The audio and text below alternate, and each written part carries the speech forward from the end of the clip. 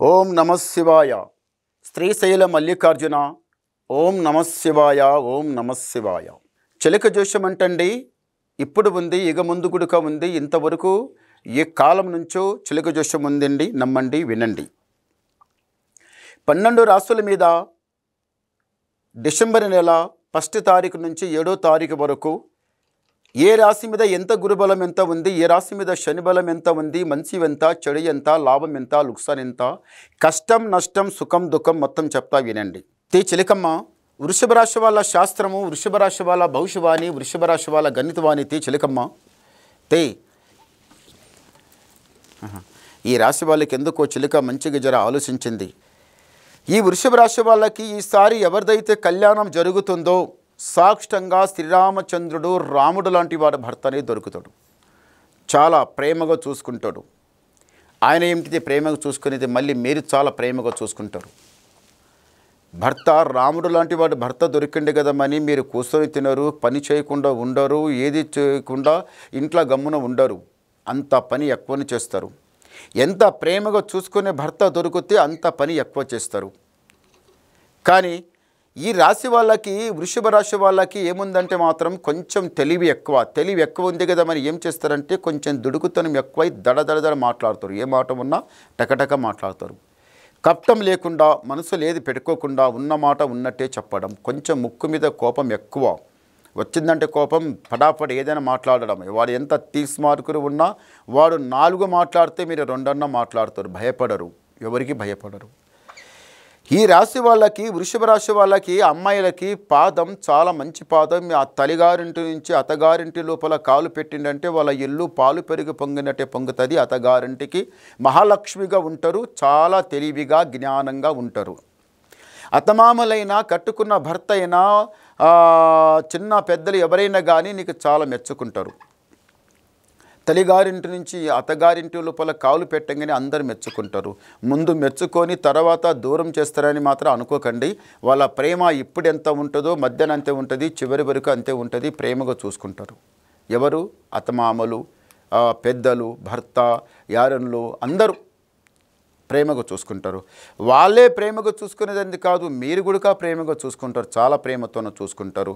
మీరు ఉపాసం ఉన్నా పర్వాలేదు, వాళ్ళకు కడుపు నిండా అన్నం పెట్టి మాట్లాడతారు.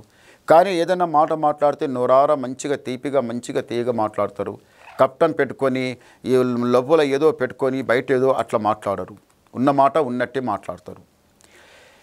ఈ వృషభ రాశి వాళ్ళకి మళ్ళీ ఒకటి ఏముందంటే, ఏదన్నా పనికి మీరు వంగినరా అనుకోండి, చేయాలని దబ ఇద్దరు చేసే పని, ముగ్గురు చేసే పని ఒక్కరే చేస్తూనే ఉంటారు.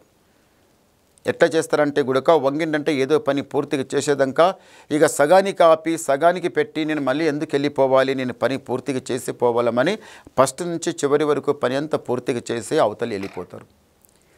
కానీ పనికి భయపడరు, పనికి కష్టానికి భయపడరు.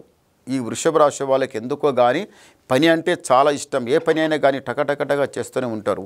మాట రావద్దు. చూసే వాళ్ళకి ఈమె ఎంత మంచి పని చేస్తుండు, ఎంత మంచి పని చేస్తుంది అమ్మాయి అన్నట్టు కనిపించాలి తప్ప ఏదో ఇట్లా పని చేసే అవతల పోయి మంచి పేరుకు చెడు పేరు తెచ్చుకోవాలి అనేది మీరు అనుకోరు.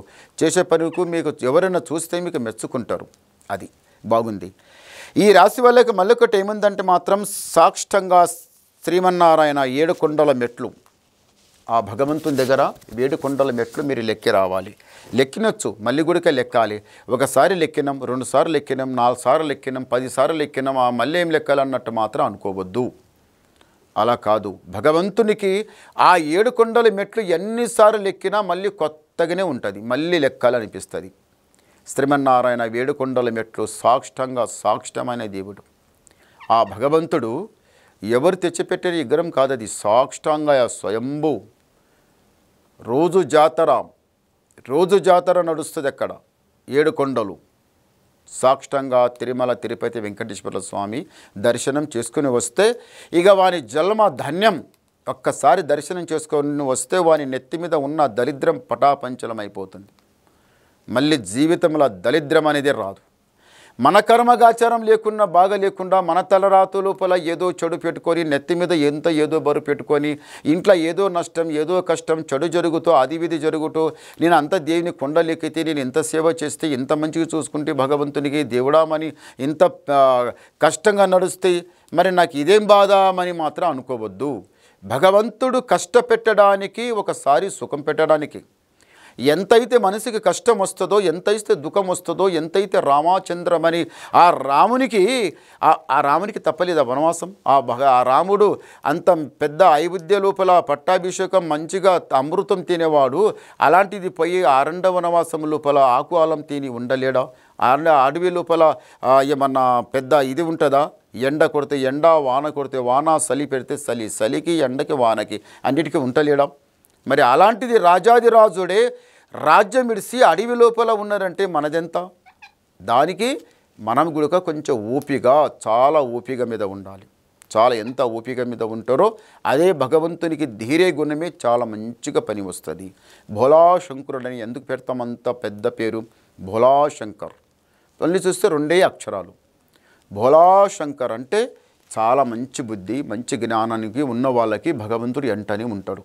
కాలకంటగా దరిద్రం వచ్చిందని గడుక మనము బాధపడవద్దు. బాధ వచ్చినా కష్టం వచ్చినా నష్టం వచ్చినా స్వామి అని ఒక్కసారి ఆ భగవంతునికి ధ్యానం చేస్తే ఆయన అప్పుని అడగంగానే ఏమో తెచ్చిపెట్టాడు ముందల.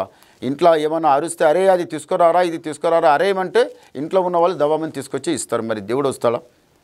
ఆయన ఇచ్చేటప్పుడే ఇస్తాడు. ఏమి ఇవ్వాలో అది ఇస్తాడు, ఏం చేయాలో ఆయన చేస్తాడు, చేసే టైం లోపలనే చేస్తాడు. దానికి మీరు తొందరపడకండి, నిదానం చేయండి. మంచి కలిసి వచ్చే టైం వచ్చింది. ముందల సుఖంగా సంతోషంగానే ఉంటారు. భగవంతునికి నమ్మిన భగవంతునికి మరవవద్దు. భగవంతుని ఆశీర్వాదం భగవంతుని దయ మీ ఇంటి మీద కరెక్ట్ ఉంటుంది. చేయిపెట్టిన పని మొత్తం కలిసి వస్తుంది. శ్రీరామచంద్రుడు వెళ్ళిండు, ఆ అనుకున్న కోరికలు జరుగుతాయి. ఒక్కసారి గవ్వలేస్తాం. ఓం నమః శివాయ. చాలా మంచి గవ్వలు పడ్డాయి. 5 గవ్వలు పడ్డాయి. మంచి గవ్వలే పడ్డాయి. ఈ రాశి వాళ్ళకి, వృషభ రాశి వాళ్ళకి ఆదాయం 11, యాయం 5, రాజపూజ ఫలం 1, అవమానం 3. అంటే మీకు గురుబలం చాలా బాగుంది. ఎంత ఉన్నాడు గురుబలం? 11, యాయం 5, రాజపూజ ఫలం 4. ఎంతటి అదృష్టం, ఎంతటి బలం! అదృష్టి లోపల మాత్రం ముందల చేయి పెట్టిన పని కలిసి వస్తుంది. అంతా జయమే జరుగుతుంది. ముందల సుఖంగా సంతోషంగానే ఉంటారు. దరిద్రం అనేది తక్కువ ఉన్నది, గురుబలం అనేది ఎక్కువ ఉన్నది. ఈ గురుబలానికి చాలా మంచిగా కలిసి వస్తుంది, శని బలానికి చాలా తక్కువ ఉంటుంది. ముందల చాలా బాగుంటుంది. తొందరపడకండి, నిదానం చేయండి, చాలా మంచి కలిసి వస్తుంది. ఆ సర్వేశ్వరునికి భగవంతునికి మరవవద్దు. బాధ వచ్చినా అంతే నమ్మకం ఉండాలి, కష్టం వచ్చినా అదే ధ్యానం చేయాలి. ఏది ఉన్నా కానీ ఉన్నా లేకున్నా అంతా ఆయన ధ్యానం చేస్తే ఉన్న కష్టం అంతా వెళ్ళిపోతుంది. నమస్కారం.